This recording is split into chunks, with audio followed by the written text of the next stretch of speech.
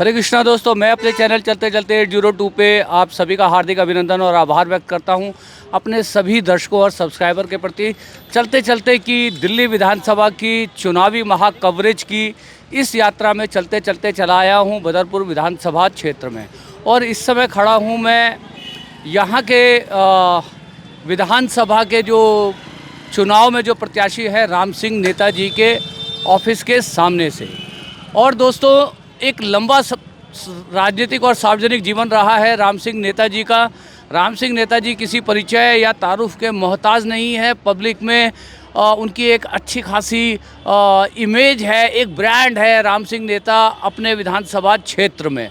मगर पिछली बार रामवीर सिंह विदुड़ी के सामने बहुत कम वोटों के अंतर से चुनावी समर हार गए थे। और अब की बार जो अब तक की हमने कवरेज करी है उसमें तो उनकी रिपोर्ट काफ़ी अच्छी आ रही है। और ऐसा लग रहा है कि उनका मतदाता कह रहा है कि अब की बार राम सिंह नेता जो है इस चुनाव की बैतरणी को पार कर लेंगे। और दोस्तों, राजनीति जो है बहुत ही कठिन जीवन है। और इस कठिन जीवन में लोगों को बड़ा आसान लगता है कि लगता है कि नेता जो है एक बार चुन करके आता है और 5 साल लुटियन के बंगलों में और जो है विधानसभाओं में जो है मौज काटता है। मगर इतना आसान भी नहीं है, बहुत कठिन है डगर पनघट की। तो बहुत मेहनत लगती है, बहुत लोगों के बीच में रहना पड़ता है। और ख़ास तौर पर जब चुनावी मौसम हो, उस चुनावी मौसम में तो दिन और रात का भी जो है पता नहीं चलता। तो दोस्तों, नेताजी से ही बात करके जानेंगे कि क्या उनकी भविष्य की योजनाएं हैं, क्या उनको लग रहा है कि किस तरह से जो पिछली बार कमी रह गई थी उस कमी को जो है पूरा करेंगे। और इस बार जो क्या वो इस विधानसभा के इलेक्शन में विजय का जो है चौका और छक्का लगाने वाले हैं। और जैसा कि मैं आपको बताऊं कि महिला सम्मान योजना के बाद आज अरविंद केजरीवाल साहब ने बुजुर्गों के लिए भी जो है एक योजना की घोषणा कर दी है। तो देखते हैं कि ये जो योजनाएं हैं, जो पब्लिक वेलफेयर की योजनाएं हैं जो अरविंद केजरीवाल अब तक अपने दिल्ली के जनता और मतदाताओं को देते रहे हैं, वो कितना सहयोग और सपोर्ट जो है लगा पाते हैं अभी अपने सभी जो है प्रत्याशियों के पक्ष में। तो चलते हैं दोस्तों, बात करेंगे राम सिंह नेताजी से डायरेक्ट और उनसे जो है समझेंगे कि क्या है इस क्षेत्र की समस्याएं, क्या है उनकी योजनाएं और क्या मिलने वाला है यदि वो जीत करके आते हैं। तो बदरपुर विधानसभा के क्षेत्रवासियों को और विधानसभा बदरपुर की क्या समस्याएं हैं और किस तरह से उन समस्याओं को वो सुलझाएंगे और किस तरह से अपने मतदाता का मन जीतेंगे। तो क्या इस बार खरे उतर पाएंगे अपने मतदाताओं के कसौटी पर? इन्हीं सब बातों की पड़ताल करने के लिए बात करेंगे हम राम सिंह नेताजी से। बने रहिए हमारे साथ चलते चलते कि इस चुनावी महा कवरेज में। तो धन्यवाद दोस्तों। चलते 802 पे आप सभी का हार्दिक अभिनंदन और आभार व्यक्त करता हूं। इस समय मैं बैठा हूं बदरपुर विधानसभा क्षेत्र में और बदरपुर विधानसभा क्षेत्र से अब की बार एक बार दोबारा से रामवीर सिंह विदुड़ी के सामने चुनावी जो प्रत्याशी हैं। और मैं सबसे पहले आपको ये कहना चाहता हूं, मैं जिनके बारे में बात कर रहा हूं वो किसी तारुफ के या परिचय के मोहताज नहीं है। 2 बार पहले भी एमएलए रह चुके हैं। बहुत लंबा चौड़ा राजनीतिक जीवन है और सार्वजनिक जीवन में जो है इनकी अपनी एक पहचान है।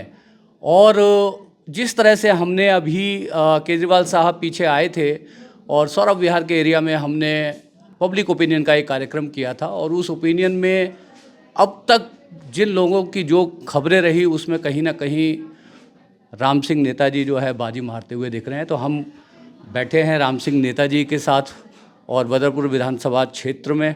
तो सबसे पहले तो नेताजी मैं आपका स्वागत करता हूं।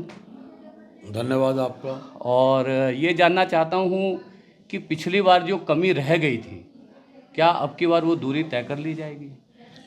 पिछली बार कुछ कमियां रही जी जी। अब तमाम लोगों में एक जोश है, उमंग है जी कि जो कमी रही है वो कमी लोग बाग अब रहने नहीं देंगे जी। उसको पूरा करेंगे। और जनता जो मेरी सेवा को देखता है जी जी वो हमेशा मेरे साथ रहता है। जी जी। वो कभी ना मुझे छोड़ के गया है ना छोड़ के जाता है। और मैं सिर्फ सेवा की भावना से काम करता हूँ।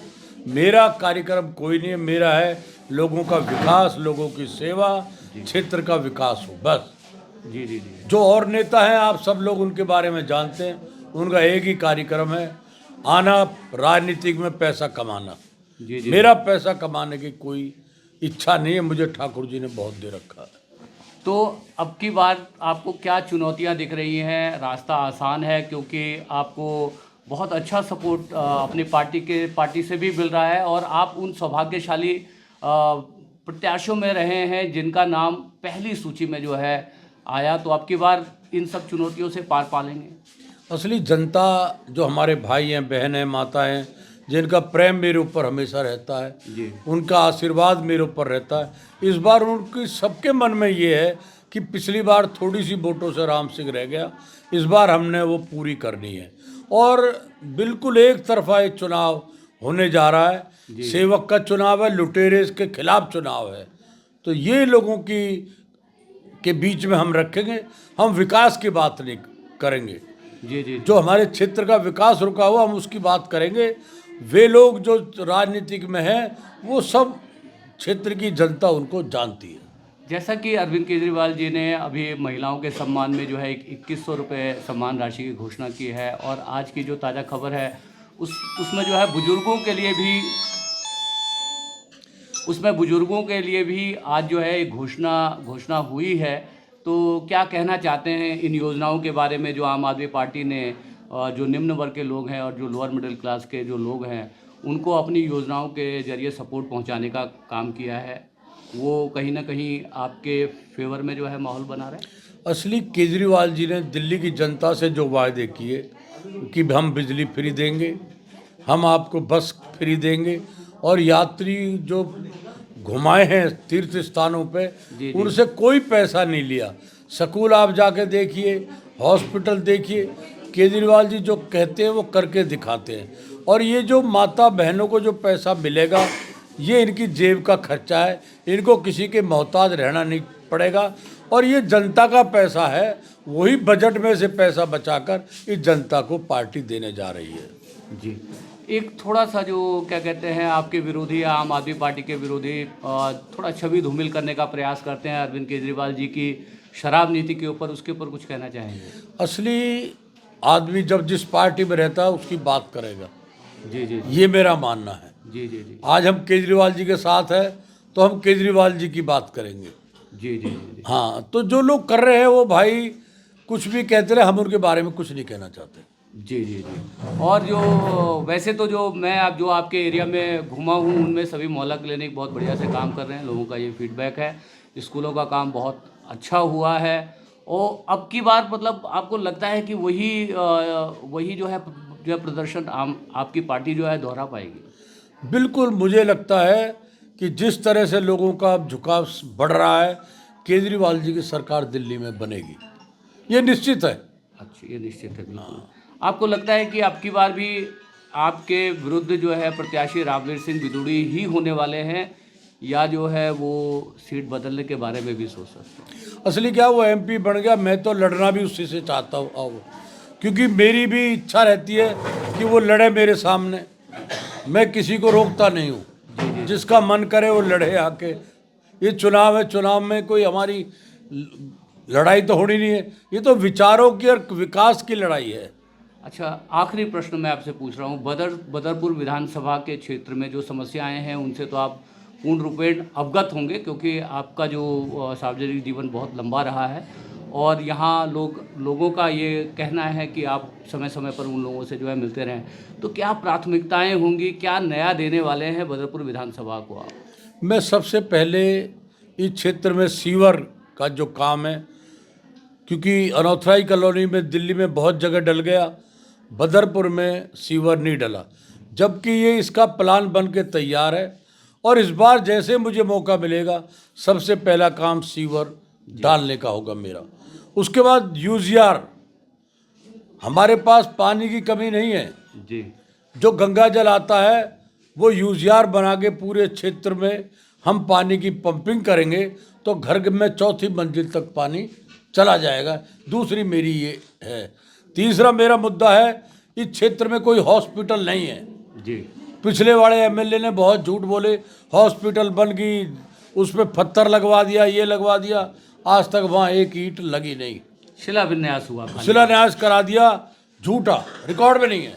जी जी परंतु जमीन पड़ी हुई है। मेरी कोशिश होगी वहाँ हॉस्पिटल बने, जिससे हमारे क्षेत्र के लोगों को फायदा हो, इमरजेंसी में उस हॉस्पिटल में उसका ट्रीटमेंट हो। एक संदेश आपको मैं देना चाहता हूँ, आपके ही मतदाता हैं, वही सौरभ विहार क्षेत्र से शर्मा मेडिकल वाली एक गली है, उस गली के लोगों की शिकायत है कि वहाँ पर जो है सीवर जो है डलने से रह गया, कहीं ना कहीं अपने आप को उपेक्षित महसूस कर रहे हैं।